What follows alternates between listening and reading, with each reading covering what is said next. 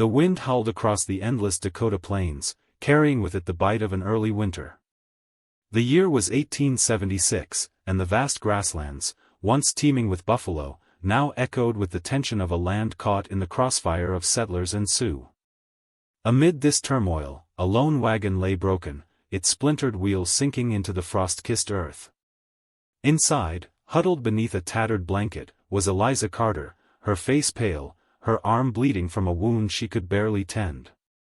Her 2 children, 6-year-old Mary and 3-year-old Thomas, clung to her, their small bodies trembling from cold and fear. Eliza's husband, James, had been a dreamer, lured west by tales of gold and fertile land. But the frontier was no place for dreams. A band of outlaws, men with no allegiance to either side, had ambushed their small wagon train 2 days prior. James had fought bravely but fell, leaving Eliza to flee with their children. Now, wounded and alone, she faced the merciless wilderness with dwindling supplies and no hope of rescue. As the sun dipped below the horizon, painting the sky in hues of crimson and gold, Eliza whispered prayers, her voice barely audible over the wind. Mary's wide eyes scanned the darkening plains, while Thomas whimpered, clutching a rag doll. Eliza's strength was fading, the gash on her arm throbbed, and fever was setting in. She knew they couldn't survive another night without help. Then, from the shadows of a nearby ridge, a figure emerged. Tall and broad-shouldered, he moved with the quiet grace of a predator. His silhouette was framed by the dying light, a feathered headdress swaying slightly in the breeze. Eliza's heart seized with fear. She'd heard the stories of Sioux warriors, fierce and unforgiving. She pulled her children closer, her trembling hand gripping a small knife, though she knew it was useless. The man approached, his moccasins silent on the frozen ground. His face, weathered by years under the open sky, was unreadable, but his dark eyes held no malice. He stopped a few paces from the wagon, raising a hand in a gesture of peace. "I am Thaswenk Whitco," he said in halting English, his voice deep and steady. "You are hurt. I will not harm you." Eliza's breath caught. She'd heard of Crazy Horse, the Sioux warrior whose name struck fear into settlers and soldiers alike. Yet here he was, standing before her, offering no threat. Her mind raced. Could she trust him? Did she have a choice? "I'm Eliza," she managed, her voice cracking.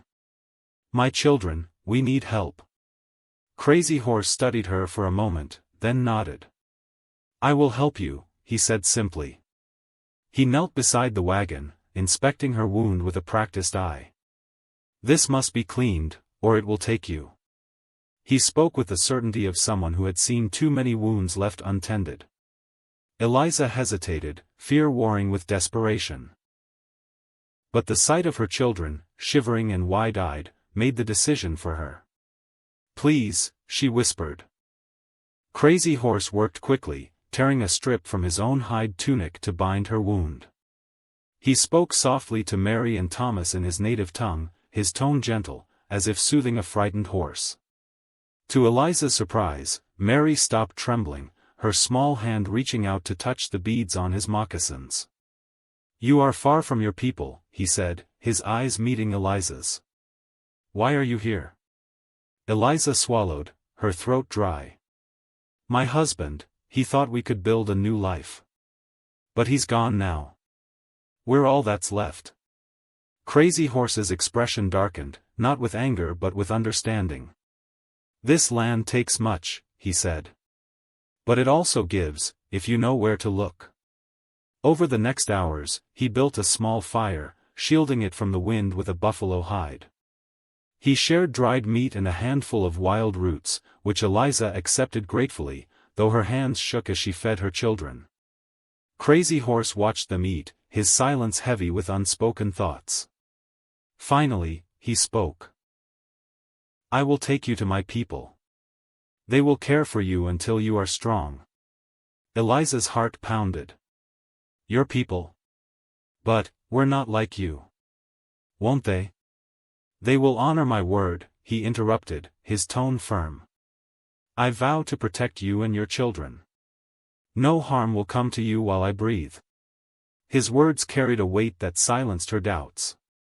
She nodded, too exhausted to argue. As night fell, Crazy Horse lifted Thomas into his arms, wrapping him in a blanket, and helped Eliza and Mary onto his horse. They rode through the darkness, the stars above their only guide. The Sioux camp was a cluster of teepees nestled in a sheltered valley, their hides glowing faintly in the moonlight. The air was thick with the scent of sage and wood smoke. As they approached, curious faces emerged, women with braided hair, children with bright eyes, and warriors whose gazes were sharp but not unkind.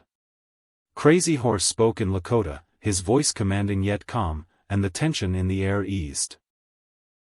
An older woman, her face lined with wisdom, took charge of Eliza. Her name was White Buffalo Woman, and her hands were gentle as she cleaned and redressed Eliza's wound with herbs that smelled of earth and healing. Mary and Thomas were given warm furs and a place by the fire, where children of the camp shyly offered them bits of cornbread. Eliza watched, dazed, as the Sioux cared for her family. She'd been taught to fear these people, to see them as savages. Yet here they were, sharing what little they had with strangers.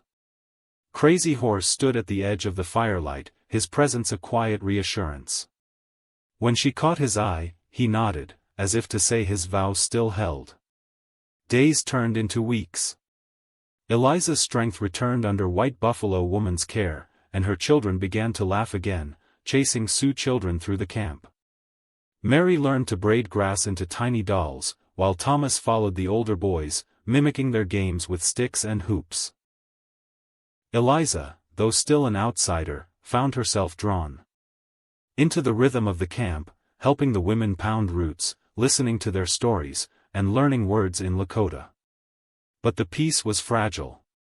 The U.S. Army was closing in, determined to force the Sioux onto reservations.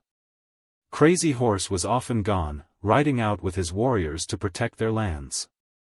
Each time he returned, his face was grimmer, his eyes carrying the weight of battles Eliza could only imagine. One evening, as the camp gathered around a fire to share stories, Crazy Horse spoke to Eliza alone. "This life is not yours," he said, his voice low.